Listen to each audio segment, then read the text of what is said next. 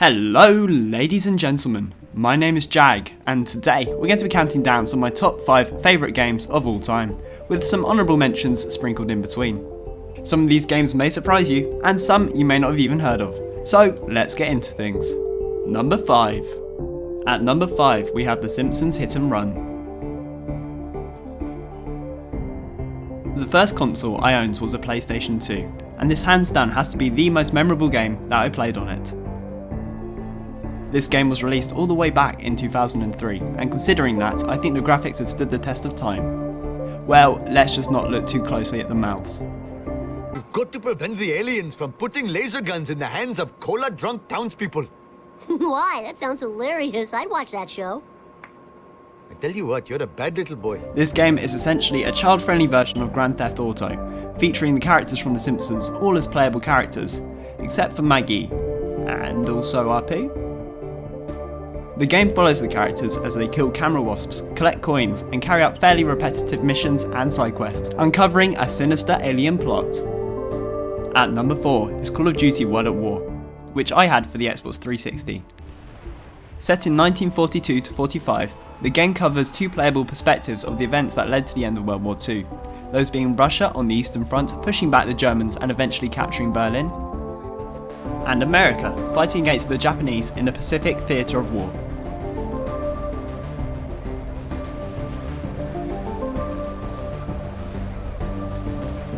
It was also the first installation in the franchise to feature the popular Nazi Zombies mode, which as we know has led on to sway future releases in the franchise. Interestingly, the Nazi Zombies mode doesn't feature on the Nintendo Wii version of the game. In fact, before making this video, I didn't know there was a Nintendo Wii version. I honestly played the living daylights out of this title, I liked it that much, and there is also a mission where you get to drive a T-34, which is pretty cool.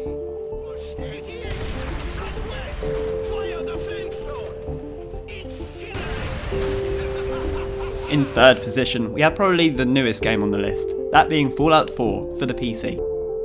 I've always quite liked Bethesda's RPGs, with my first taste being Skyrim on the 360. But Fallout 4 really pulled me into the world, enough for me to want to complete the main quest, which can be best described as epic. Not only was it really cool, with enough variation to keep me entertained throughout, but it's fairly lengthy too. I did dabble in the base building aspects of the game, but it confines you to a certain area and adds limited value to the experience, but I'm glad it exists. My only gripe with the game is that it felt like a console port in terms of input sensitivity seeming clunky and with no easy way to improve it in the settings. Hey boy, what are you doing out here all by yourself?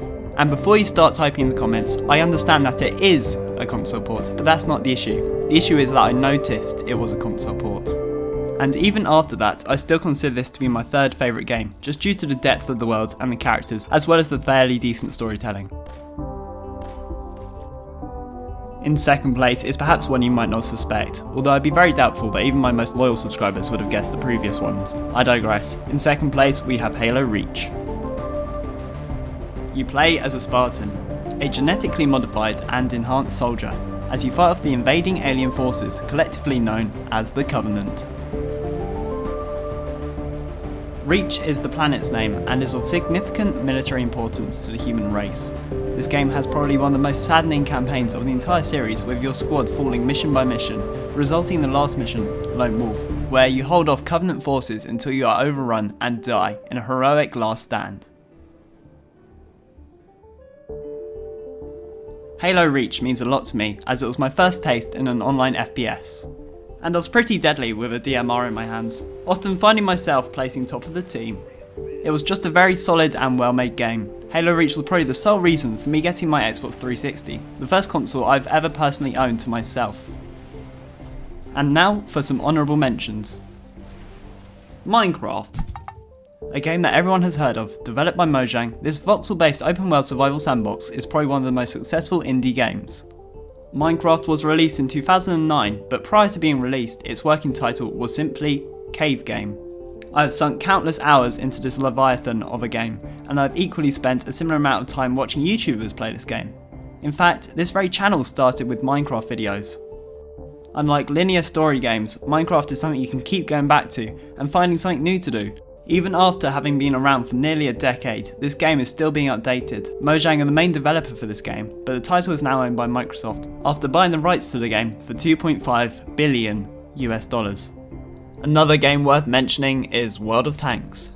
For this, I'm including all variants of the game, spanning across all platforms. Some of you may be surprised to see that this game doesn't make my list, especially considering that currently my channel is very much focused on the game. A lot of the games on this list are not there for their quality, but they're more so for the nostalgia factor I associate with them. Don't get me wrong, I do quite enjoy World of Tanks, and I spend a lot of time playing it. I like it for the ability to play historical vehicles that exist in the real world, and to see roughly how they'd stack up against one another. But there are a few features of the game that I dislike. Those being things like aim time, and the extent to which gun dispersion affects how your shells fly. Also, I now play the game without the battle chat on because the teams are largely made up of imbecilic, incompetent and incoherent 10-year-olds who are way too vocal about how poorly their team is doing. And that unfortunately creates a negative undertone whenever I think of World of Tanks. And finally, at number 1, we have a game that probably got me into gaming in general. I've sunk more hours into this single game than anything else, and yet I'd be surprised if you'd ever heard of it. This game is Star Wars: Empire at War. Released in 2006, this commanding real-time strategy game sparked the imagination of a young 7-year-old Jake. I'd never seen graphics as impressive at the time. I was already madly obsessed with Star Wars, and the idea that I could command my own fleet really appealed to me.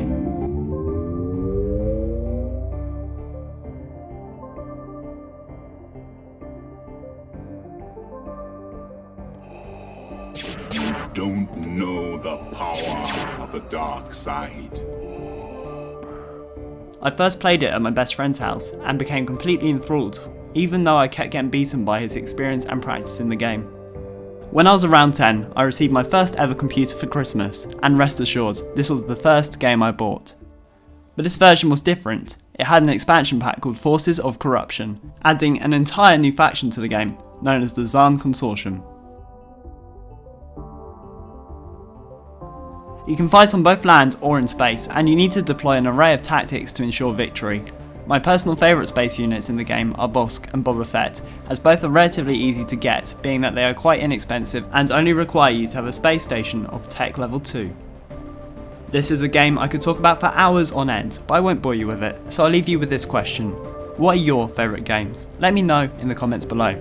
But I really hope you enjoyed this video, and if you did, maybe consider giving it a like. Other than that, I'll see you next time. Goodbye.